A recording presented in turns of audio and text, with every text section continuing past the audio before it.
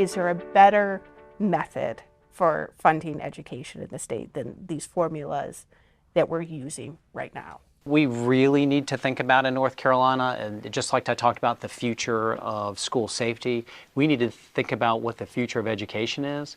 Right now, we value seat time, and seat time isn't what's most important. We really need to look at competency, mastery, and so we're going to have to try and figure out how, when we do modify this funding formula, I think initially we go to a weighted student formula, but I think we also need to be looking at some of these other things that we're doing. Right now we have a pre-K or early childhood, a K-12, a community college, and a UNC system.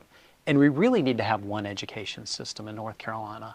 The debate that we're having tonight is whether the funding at the end of the day is adequate or not. So I think there are a lot of inputs into it, but ultimately I think we have to look at certain measures, right? We have to look at whether our teachers are being paid enough. We need to look at whether that's addressing the vacancies that we have in our state. We need to look at per pupil spending, which I think you all agree is pretty different and can be pretty nuanced based on the supplements that are being provided.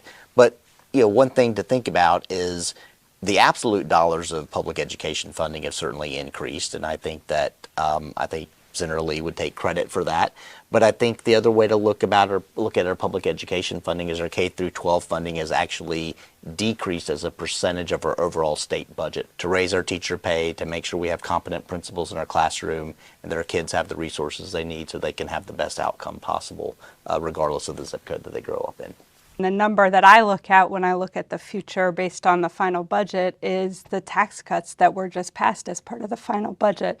The full impact is estimated at $13 billion a year.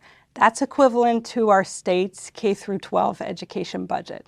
So legislators have chosen to cut taxes for the very wealthy, and at the scale of our entire public education budget. That's a choice. When we say we emphasize the quality education that every child needs, shifting our financing, shifting our funding has to be fundamentally about shifting where we put children on the list of priorities. And my vote is they should be the first priority ahead of corporate interests and the wealthy.